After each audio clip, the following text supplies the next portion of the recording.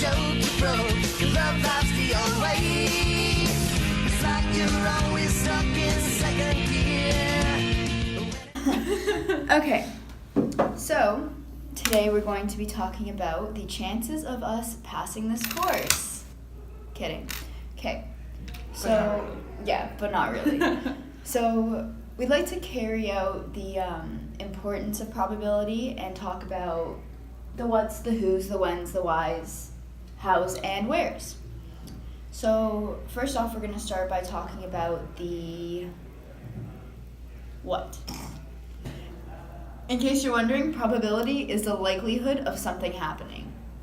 Mind-boggling. Okay?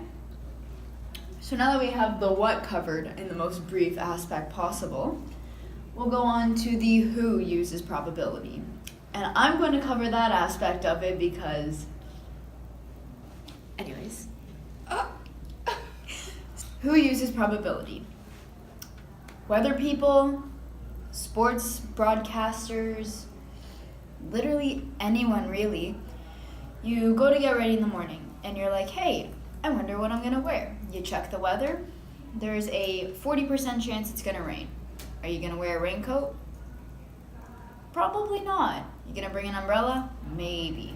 Well, when we use probability would be every single day of our lives. You look at probability with regards to trying to figure out if you're going to pass a course or not, whether you're going to get to school on time, like, I wonder what the probability is of it being so busy in traffic you're late to your exam. Anyway, why? Didn't we do why already? No. Why do you use probability? You use probability to determine things, like kind of what we've covered already. It's a determination tool to decide whether or not something is going to work out or not. And then how? Where? How and where are kind of the same thing. The same places you would use it are the same reasons, like how you'd use it. So it all relates back to like weather and just figuring stuff out. I don't know. It's like realizing things, and like this year's all about realizing things. Could you getting all cheesy? I have learned so much in this course. You don't understand. Okay. So yeah. We'd like to do a little demonstration about how you can use probability in Excel. All right. So here is some very basic, mediocre aspects of Excel. It asks for the number of favorable outcomes to the total possible outcomes, as you can see here. And then to determine this, you would have to hold up. We need to discuss the difference between imperial. That's not the word. It's empirical. Empirical? Empirical. Empirical? And classical. And classical. So classical is just stuff that you know already. And then when it goes to empirical, that's stuff that you need to do like a survey or a survey. So for classical, I'm just gonna go and flip over to our answers. I lied. So if you look here, we did learn this in class, however, it was very beneficial for the basics of probability. If you see here, it's asked what the probability of getting an odd number would be. Okay? So the numbers above are 1, 2, 3, 4, 5, 6. If you have 6 numbers, 3 of them are even numbers. So it would be 3 over 6, which would give you a 0.5 chance of rolling a even number. And then with regards to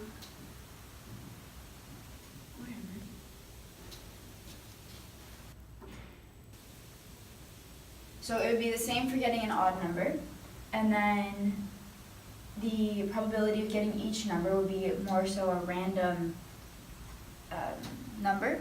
It would be the 1 because that's what you're trying to figure out, divided by the 6, which would give you 0.1666667. And then let's move on to empirical.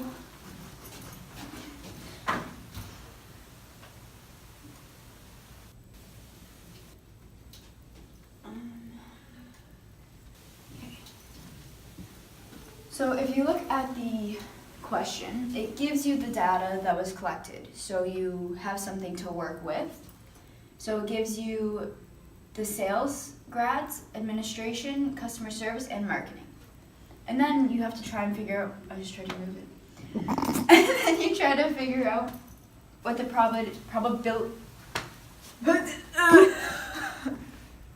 what the probability of students getting a job in sales would be. So that could be 49, because that's the number of students, divided by the total number of grads, which would be all of these added up together. Moving along,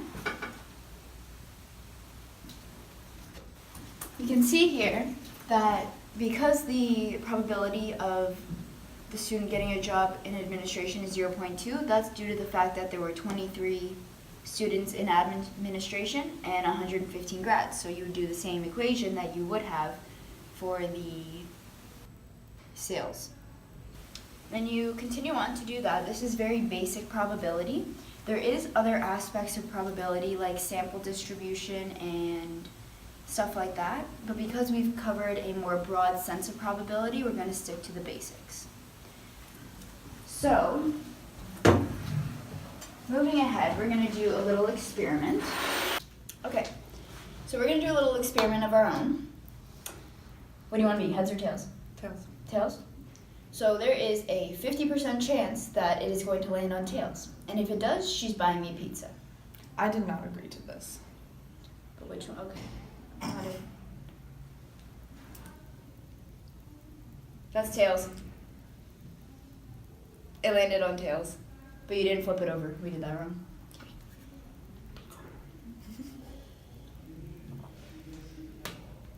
It landed on heads. We're both starving today. So that was just a basic demonstration of classical probability. If we were to do something more broad, like determine how many people in the school hate Trudeau, we'd have to go around and ask each person and then divide the answers by how many people we surveyed. So for example, if we had interviewed 200 people, 30 said, no, I don't hate him.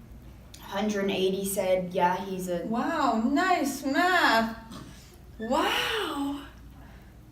180, 90, whoa. 210 people? 210 people. Okay, we need to break this up properly. Okay, so 200 people. My dude. Yes. No. 200 people. You said Maybe. 30, Yeah, so it's 170. yeah. But we have to have a maybe, or I don't care. Because some people just don't care. That's me. Okay, let's say 50 don't care. Mm-hmm. And then the rest hate him. Yeah. So with this, we would divide each number by the 200 to determine what percentage of the people actually hate him versus don't hate him. But to make it easier, let's make this 100. Okay. And then 25 hate him. And then, let's see, no, more than 25 hate him. 50. And then 25 don't care.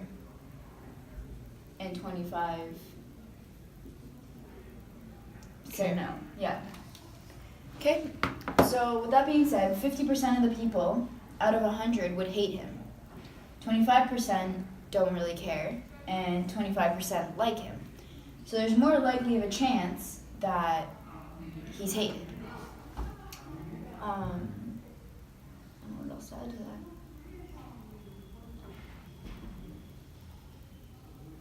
But again, what is the probability of us passing this course?